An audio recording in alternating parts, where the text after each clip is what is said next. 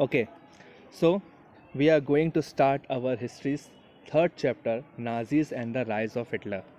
So हम इस chapter में सबसे पहले स्टार्टिंग विद कुछ इंपॉर्टेंट क्वेश्चंस से स्टार्ट करेंगे और उन क्वेश्चंस को बाद में उन क्वेश्चन से उस चैप्टर को समझने की कोशिश करेंगे। नाजी और हिटलर जर्मन से रिलेटेड ये कॉन्सेप्ट है।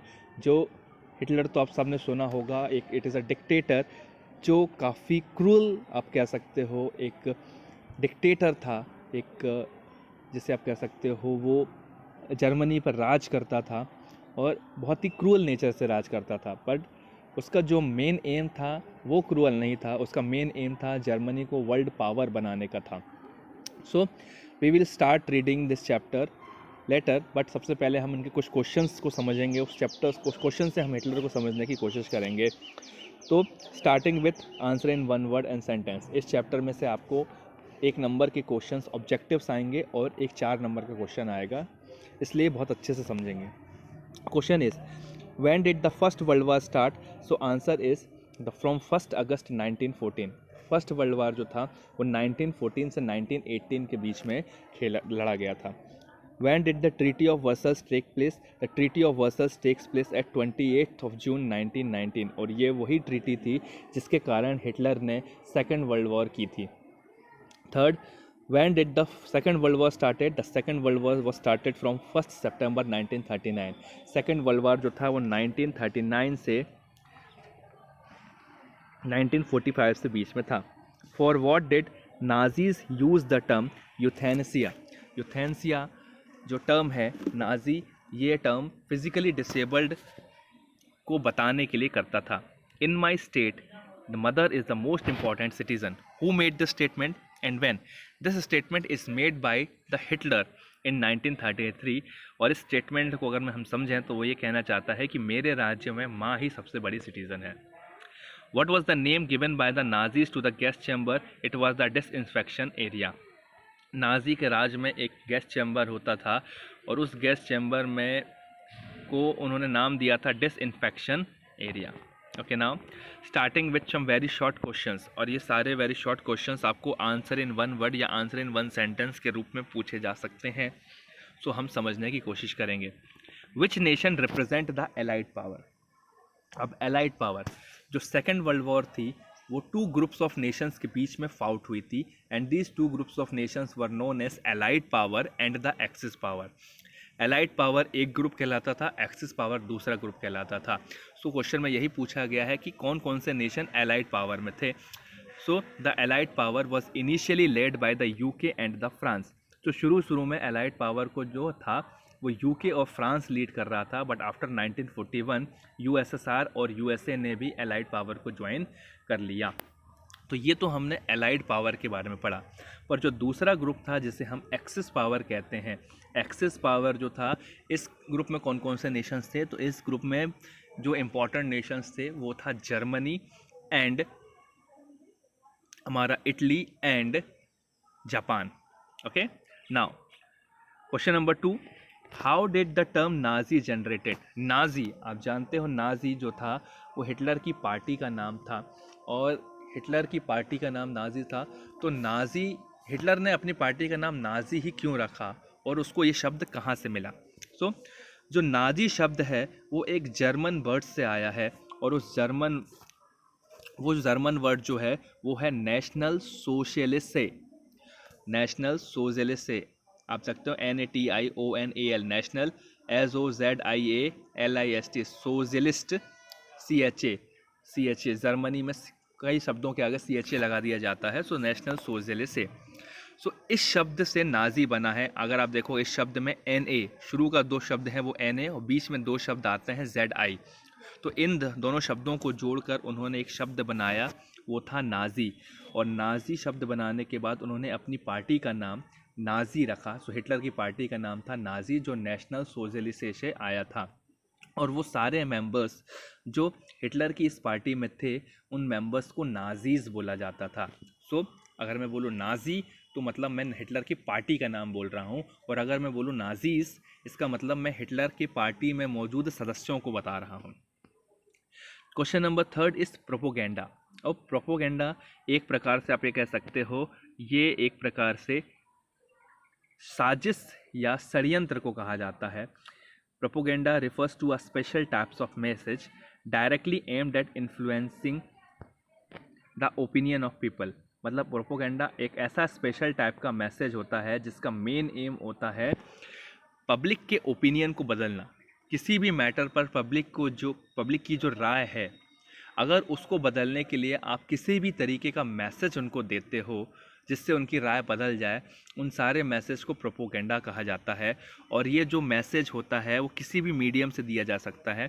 वो आप पोस्टर से दे सकते हो, वो फिल्म से दे सकते हो, वो आप अपनी स्पीचेस से दे सकते हो, it might be of advertisement से दे सकते हो, it might be of anything.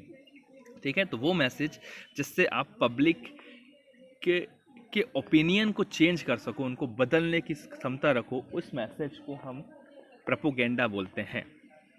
Okay, so now the question number 4th is what were the concentration camp? concentration camp Nazi के समय इस्तेमाल किया जाने वाला एक कैंप था, और ये उन कैंपों को कहा जाता था जहाँ पर जर्मन लोग जो थे वो अपने अपोनेंट को, या जो लोग जो उनकी टर्म्स से एग्री नहीं करते थे, उन्हें आइसोलेट कर या डिटेन कर कैद कर बिना किसी लॉ के कैद करके रखा जाता था। चूँकि वहाँ पे वो लोग अकेले रहते थे, इसलिए ऐसे कैंपों को कॉन्सेंट्रेशन कैंप कहा जाता था। Concentration camps, what is concentration camp? They were the camps where the peoples were isolated and detained without due process of law. और जनरली जो ऐसे कॉन्सेंट्रेशन कैंप होते हैं उनकी चारों तरफ इलेक्ट्रीफाइड बार्ड वायर फेंस लगा दिया जाता है ताकि कोई भी आदमी इस कैंप से बाहर ना निकल पाए। Okay, so such type of camp were known as concentration camp. Now the question number 5 is which incident is remembered as the night of broken glasses? ऐसा कौन सा इंसिडेंट है जिसको नाइट ऑफ ब्रोकन ग्लासेस के रूप में याद किया जाता है? सो आप ये समझ सकते हो कि जो जर्मन का जो हिटलर वाला पीरियड था जर्मनी में, वो हिटलर वाले पीरियड में हिटलर के जो पार्टी थी नाजी, उसको मानने वाले जो नाजीज लोग थे वो ज्यूइश लोग से काफ़ी ज़्यादा चिढ़ते थे। तो उनको ऐसा लगता था कि वो लोग इस देश में नहीं रहना चाहिए। तो वो लोग नाजीज लोग क्या करते थे, ज्यूइश लोग को काफ़ी परेशान करते थे।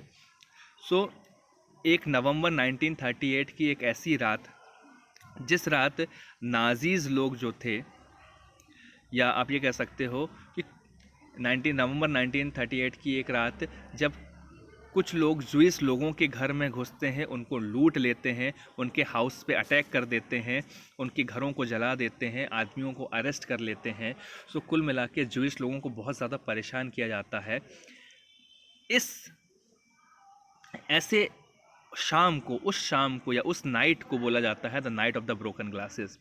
आप ये समझ सकते हो वो नाइट नवंबर 1938 की वो नाइट जिस नाइट में ज्यूइश की प्रॉपर्टीज़ पर कब्ज़ा किया जाता है, लूटा जाता है, उनके घर पर अटैक किया जाता है, उनके घर को आग लगा दिया जाता है, आदमियों को अरेस्ट कर लिया जाता है। That incident is remembered as the night of the broken glasses. आप ये कह सकते हो टूटी खिड़की का रात। अगला, who were the Nordic German Aryans? Nordic German Aryans किसे कहा जाता है? ओके, अब ये समझना बहुत ज़्यादा मुश्किल नहीं है नॉर्डिक जर्मन आर्यंस को। It is very simple terms. जिस तरीके से वो लोग जो भारतीय मूल के तो हैं, या डायरेक्टली इनडायरेक्टली भारत से रिलेट करते हैं, या तो वो खुद भारत में पैदा हुए हैं या उनके माता पिता भारत के हैं, पर चूंकि वो भारत में नहीं रहते, ऐसे लोगों को NRI बोला जाता है, non residential Indian. That they are belonging to the Indians but not living in India, they are known as NRI। Similarly वो सारे लोग जो जर्मनी से हैं या जर्मनी रिलेटेड जिनका ओरिजिन है, पर वो जर्मनी में न रहकर नॉर्थ यूरोपियन कंट्रीज़ में रहते हैं, ऐसे जर्मन्स को नॉर्डिक जर्मन आर्यंस बोला जाता है।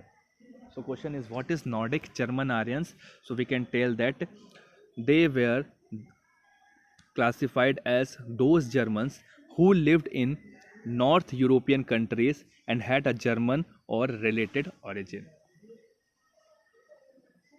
Okay now right the meaning of जंग वॉल्क। जंग वॉल्क का क्या मतलब होता है? जिस तरीके से आप देखते हो कि अपने देश में भी बहुत सारी ऐसी पॉलिटिकल पार्टीज़ हैं, और उन पॉलिटिकल पार्टीज़ में आप कई बार यूथ को भी देखते हो, तो उन यूथ के लिए वो सारी पॉलिटिकल पार्टीज़ एक नई ब्रांच बना देती है, जिसे वो युवा मोर्चा कह देती है। जैसे कांग्रेस का युवा मोर्चा कह लो या बीजेपी का युवा मोर्चा कह लो। उसी तरीके से नाजीज़ ने भी क्या किया, यूथ का एक ग्रुप बनाया। नाजी के उस यूथ के ग्रुप को जंगवोल्क बोला गया। बट ये जो ग्रुप था, ये जो यूथ ग्रुप था, ये इस यूथ ग्रुप में केवल 14 साल से कम उम्र के बच्चे होते थे। Zangbolk referred to the Nazis' youth group for the children below 14 years of age. Now, write the meaning of Gypsy and Ghetto. Okay. Now, the groups that were classified as Gypsy had their own community identity. Sinti and the Roma were such two community. Gypsy क्या होती है? Gypsy एक प्रकार की Germany की जनजाति होती है। जिस तरीके से हमारे देश में बहुत सारी जनजातियां हैं, जैसे सहरिया हो गई, चाहे गोंड हो गए, भील हो गए, उसी तरीके से जर्मन की वो जनजातियों को गिप्सी बोला जाता था। फॉर एग्जांपल उन्होंने 2 गिप्सीज का नाम दिया है, that is Sinti and Roma. Sinti and Roma Germans की 2 गिप्सीज कही जाती हैं। And second term is ghetto. What is ghetto? Ghetto separately marked area to segregate a community from others is called ghetto. तो जिस तरीके से हमारे देश में भी पर्टिकुलर जनजातियों को बचाने के लिए कुछ क्षेत्र को रिजर्व करके रखा जाता है, और उस क्षेत्र में पब्लिक का आना जाना मना ही होती है, ताकि हम उन जनजातियों की रक्षा कर सकें। वैसे ही जर्मनी में भी जो गिप्सी थी या जो वहाँ की जनजाति थी, उनको बचा कर रखने के लिए कुछ एरिया को सेपरेट करके रखा जाता है। उस एरिया को गैटो बोला जाता है। अगर मैं बोलूँ आपसे गिप्सी क्या होती है, तो आप कहोगे गिप्सी जर्मन की एक जनजाति होती है, जिसकी 2 जनजाति हमको नाम दी गई, सिंटी एंड रोमा। और गैटो वो क्षेत्र जहाँ पे इन जनजातियों को बचा के रखा जाता है, उसे गैटो बोला जाता है।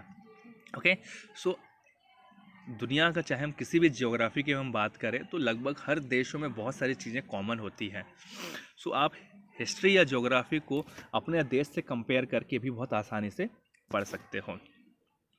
Now some short question answers. Describe the major objectives of Nazism. अब एक और नया टर्म यहाँ पे आता है, नाजिज्म। हमने नाजी पढ़ा, हमने नाजीज भी पढ़ा, अब यहाँ पे हम पढ़ रहे हैं नाजिज्म। अब इन तीनों में अंतर क्या है? नाजी एक नाउन है, हिटलर की पार्टी का नाम। दूसरा, नाजीज एक कलेक्टिव नाउन है, मतलब हिटलर की पार्टी में जो भी सदस्य होते थे उन्हें नाजीज बोला जाता था। और नाजिज्म ये हिटलर की जो पार्टी थी, उनकी जो मानसिकता थी, उनकी जो फीलिंग्स थी या उनके जो थॉट्स थे, उन थॉट्स को नाजिज्म बोला जाता था या नाजीवाद बोला जाता था, हिंदी में यदि बोला जाए तो। नाजी पार्टी में रहने वाले सदस्य या नाजिज्म की मेन ऑब्जेक्टिव्स क्या थे? Nazi movement started under the leadership of Hitler, following were its major objective. तो नाजी मूवमेंट जो थी वो हिटलर की लीडरशिप में शुरू हुई थी, और उनके कुछ प्रमुख ऑब्जेक्टिव्स थे। तो first objective is to undoing the injustice to the treaty of Versailles. हमने अभी पढ़ा था कि वर्सेल्स की ट्रीटी हुई थी 1919 में। 1919 में जो वर्सेल्स की ट्रीटी हुई थी, उस ट्रीटी में जर्मनी के साथ जो इनजस्टिस हुआ था उसको बदलना चाहते थे। तो जो नाजी थी, नाजी पार्टी का सबसे बड़ा एम यही था कि वर्सेल्स की ट्रीटी में हुए इनजस्टिस को बदलना। सेकंड इज़ अपोजिंग सोशलिज्म, समाजवाद को बदलना। वो समाजवाद के बिल्कुल ही अगेंस्ट था।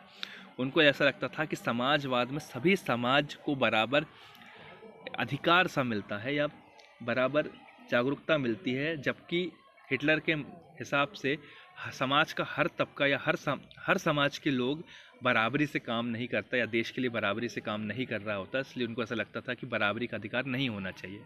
इट अपोजेज सोशलिज्म, वो समाजवाद के विरोध में था। Third is reoccupying the colonies lost by the Germany. First world war के बाद जर्मनी ने जो भी कॉलोनीज़ को लूज़ किया था, छोड़ा था, उसको वापस कैप्चर करना। चौथा, developing military power and crushing the opponent through war and violence. Nazi का मेन एक और मकसद ये भी था कि अपने खुद की मिलिट्री पावर को अच्छे से डेवलप करना और अपने अपोनेंट को लड़ाई और वायलेंस के जरिए क्रश कर देना, हरा देना। Developing, fifth is developing German into the world power, Germany को दुनिया की पावर बनाना, वर्ल्ड पावर बनाना। और साथ में हिटलर का एक मकसद ये भी था कि वो दुनिया पर कब्जा करके बर्लिन को दुनिया की राजधानी बनाए। Now the sixth is throwing the Jews out of the Germany. So one of the एक और इम्पॉर्टेंट ये भी था कि जूइस को जर्मनी से बाहर निकालना भी नाजीज का एक और मकसद था। So what were the objectives of Nazism? So हम कहेंगे undoing the justice the treaty of Versailles, opposing socialism, reoccupying the colonies lost by Germany, developing military power and crushing the opponent through wars and violence, developing Germany into a world power and throwing the Jews out of the Germany. So ये 6 objectives के साथ Hitler ने अपनी party Nazi बनाई थी। और जितने भी नाजिज्म थे या नाजी को मानने वाले लोग थे वो इन्हीं ऑब्जेक्टिव्स पे चढ़ते थे, और जिसके कारण से वो जूइश से चिढ़ते थे और वायलेंस पे ज़्यादा डिपेंड करते थे। Okay now next question is explain the affect of economic crisis on Germany. Germany पर इकोनॉमिक क्राइसिस का क्या अफेक्ट पड़ा? Germany was worst hit by the economic crisis as it is clear from the following points.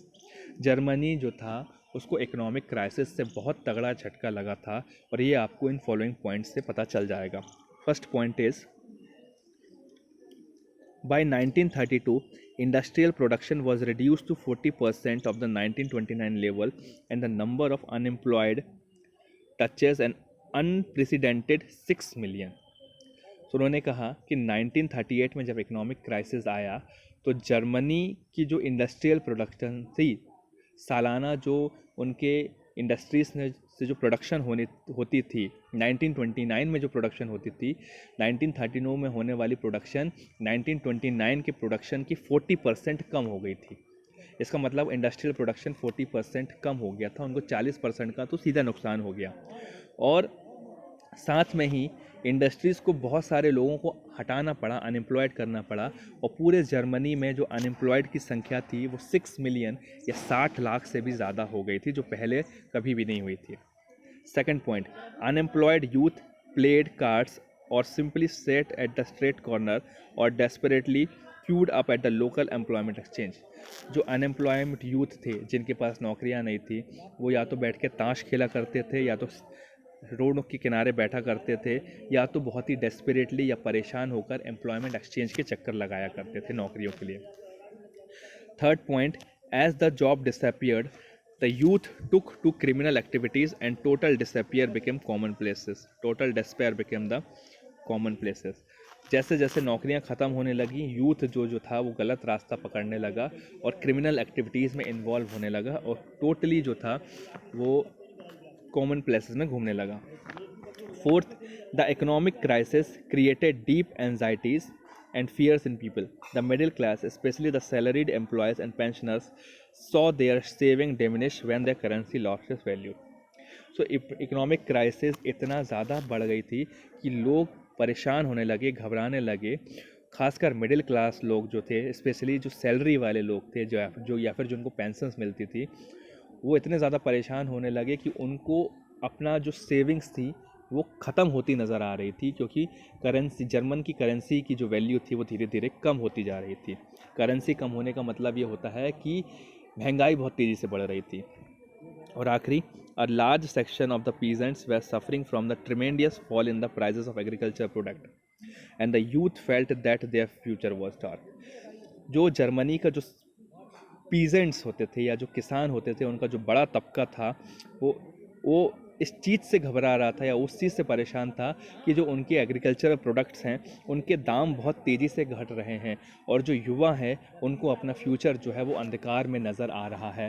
So these 5 points are the effects of the economic crisis on Germany. Germany में होने वाले economic crisis के ये following affects थे। सो आज हमने ये सारे इंपॉर्टेंट क्वेश्चंस आज हमने पढ़े हैं। सो आज आपका होमवर्क ये है कि ये जो सारे क्वेश्चन हैं, answer in 1 word, very short का क्वेश्चन नंबर 1, 2, 3, 4, 5, 6, 7 एंड 8, और शॉर्ट का क्वेश्चन नंबर 1 एंड 2 ये सारे क्वेश्चंस आज आप अपनी कॉपी में नोट डाउन करेंगे।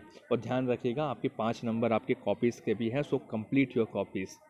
Okay, so write down your copies and in any doubt so please मुझे व्हाट्सअप करें और मुझसे पूछें। मैं अगली क्लास में आपके ये डाउट्स को क्लियर करूँगा। ठीक है, सो आज के लिए इतना ही।